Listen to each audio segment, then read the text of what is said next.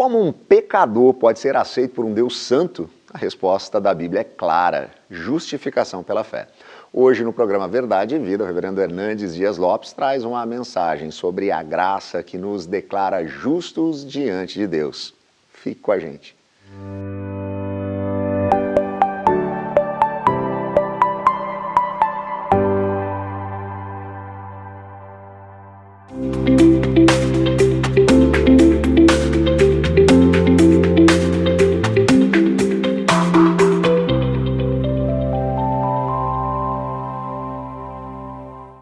Hoje eu quero tratar com você sobre a verdade magna das Escrituras, justificação pela fé. E vou basear esta mensagem em Romanos 5, de 1 a 5. Vamos ouvir a leitura deste texto. Justificados, pois, mediante a fé, temos paz com Deus por meio de nosso Senhor Jesus Cristo, por intermédio de quem obtivemos igualmente acesso, pela fé, a esta graça na qual estamos firmes, e gloriamo-nos na esperança da glória de Deus. E não somente isso, mas também nos gloriamos nas próprias tribulações, sabendo que a tribulação produz perseverança, e a perseverança, experiência, e a experiência, esperança. Ora, a esperança não confunde, porque o amor de Deus é derramado em nosso coração pelo Espírito Santo que nos foi outorgado. A justificação pela fé é a verdade central, é o núcleo das Escrituras. Esta foi a principal bandeira da Reforma Protestante do século XVI. Verdade essa ainda não bem compreendida por tantos. Por esta causa, tantas pessoas deixam de desfrutar da segurança e da alegria da salvação. O que é justificação pela fé? Bom, a Bíblia diz que todos pecaram e destituídos estão da glória de Deus. A Bíblia diz que todos, sem exceção, terão que comparecer perante o tribunal de Deus, que é justo, para prestar contas da sua vida. E naquele grande dia, daremos contas das nossas palavras, das nossas obras, ações, das nossas omissões e até mesmo dos nossos pensamentos. Porque o tribunal de Deus tem competência para julgar foro íntimo, porque Deus conhece os nossos pensamentos. A Bíblia diz que naquele grande dia do juízo, os livros serão abertos e nós seremos julgados conforme o que estiver escrito nos livros. É sabido que todos nós pecamos, que nós não somos perfeitos. Também sabemos que Deus requer perfeição plena, perfeição total, o que não temos. Então, diante desses quesitos do julgamento, nós não passaremos no filtro das palavras, das obras, das omissões e dos pensamentos. Uma vez que a Bíblia diz que Deus não inocentará o culpado e que a alma que pecar, essa morrerá. A coisa é tão séria que nós pecamos mais do que podemos imaginar. Me permita ilustrar. Imagine que você seja uma pessoa tão virtuosa que, na área das obras, das palavras e das omissões, durante um dia inteiro, você não tenha nenhum deslize, nenhum pecado. Imagine que na área dos pensamentos, porque pululam na nossa mente em torno de 10.000 pensamentos por dia, que você seja tão virtuoso que, tendo uma vida completamente santa e correta em todas as outras áreas, e desses 10.000 pensamentos por dia, você tenha 9.997 pensamentos bons, só 3 pecaminosos por dia, você seria quase um anjo ambulante. Ao final de um mês, você teria 90 pecados. Ao final de um ano, você teria 1.080 pecados. Se eu pecasse só 3 vezes por dia, eu estaria hoje com 67.000 pecados. Qualquer réu, ao ser julgado diante de uma corte justa, e o advogado de acusação e o promotor provar pelos autos do processo que aquele réu cometeu 67.000 violações da lei, é um caso indefensável. Esse réu é culpado. Aqui nos tribunais da terra, muitas vezes você vê inocentes saindo como culpados e culpados como inocentes. Aqui na terra você vê juízes vendendo sentenças por dinheiro. Mas quem pode corromper o reto juiz de vivos e de mortos? Na verdade, você não precisaria ter 67.000 pecados para não poder entrar no céu.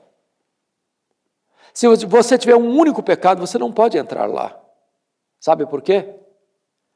Porque o padrão para entrar lá é perfeição. Nada contaminado entrará no céu. Se o pecado entrasse lá, ele deixaria de ser céu.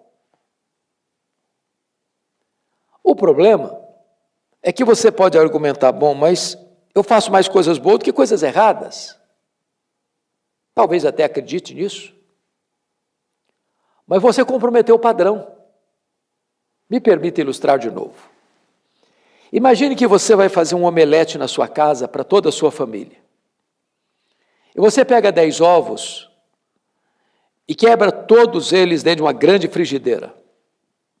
Do 1º ao 9º, a gema estava boa, vermelha, bonita, saudável.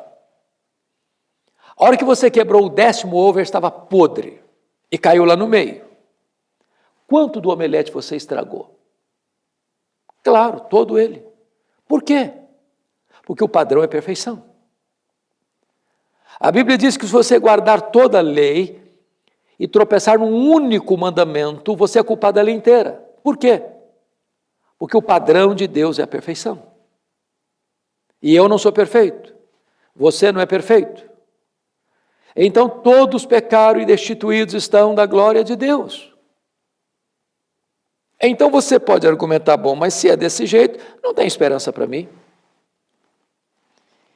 E se você pensou isso, parabéns, é isso mesmo. Não há mínima chance nem de você, nem eu, nem nós, salvarmos-nos a nós mesmos.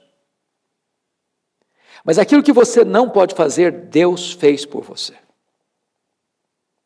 Deus enviou seu Filho, seu único Filho, Jesus Cristo, como seu representante, como seu fiador, como seu substituto. E a Bíblia diz que Jesus Cristo foi para a cruz, levando sobre o seu corpo no madeiro os seus pecados. A Bíblia diz que Deus lançou sobre ele, Jesus, a iniquidade de todos nós. A Bíblia diz que ele, sendo santo, foi feito pecado por amor de nós. Sendo bendito, foi feito maldição por nós. Naquele momento não havia beleza nele, o sol escondeu o rosto dele, o próprio Pai o desamparou na cruz. Agradou ao Pai moê-lo naquela cruz. Ali Deus puniu o nosso pecado em seu Filho. E ele morreu pelos nossos pecados segundo as Escrituras. E quando ele morreu naquela cruz, ele deu um brado. Está consumado. Na língua grega, tetelestai. E esta palavra literalmente significa está pago. Ali Jesus pagou completamente a nossa redenção. O escrito de dívida que era contra nós, ele rasgou, anulou, encravou na cruz. E no momento agora que você crê em Jesus, o justo que tomou o lugar do injusto, e morreu pelo injusto para justificar o injusto que crê. No momento que você crê em Jesus, você é declarado justo diante do tribunal de Deus. Esta é uma declaração jurídica, forense, legal. Justificação não é feito dentro de você, fora de você.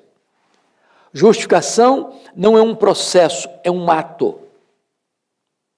Justificação não tem graus, como a santificação o tem.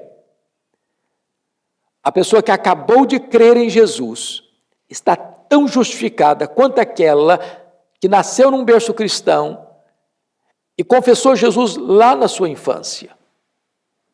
Se você crer no Senhor Jesus, você é declarado justo diante do tribunal de Deus.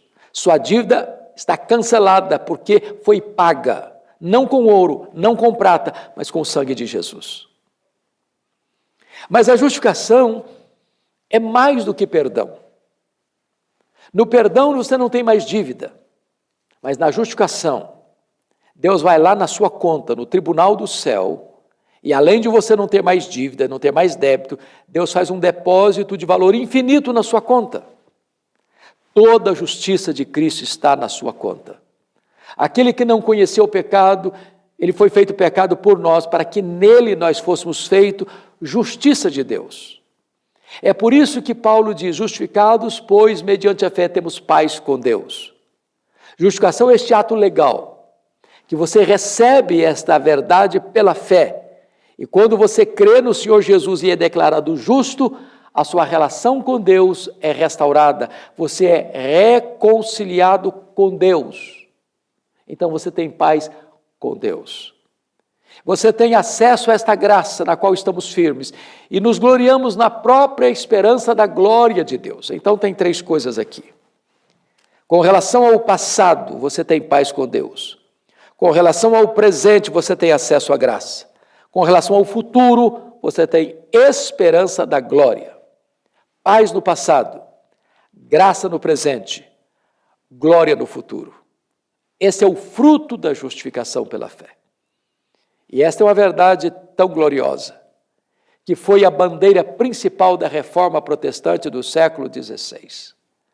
Esta é a verdade magna que Paulo apresenta na carta aos Romanos: o justo viverá pela fé. A pergunta que eu lhe faço é esta: e você? Já creu em Jesus como seu Salvador? Você já foi declarado justo diante do tribunal de Deus? Você já tem paz com Deus? Você tem livre acesso à graça? Você tem garantia da glória? Se agora você crer em Jesus, essas três verdades tornar-se-ão realidade em sua vida. Paz no passado, graça no presente, glória no futuro. Eu vou orar com você. Deus, eu te peço que tu ilumines a mente de todas as pessoas que nos ouviram e que tu apliques pela obra e poder do Espírito Santo esta mensagem ao coração de todas elas, para que haja salvação, para que haja segurança, para que haja grande alegria da salvação em Jesus. Oramos assim, neste nome que é sobre todo nome, o nome de Jesus. Amém.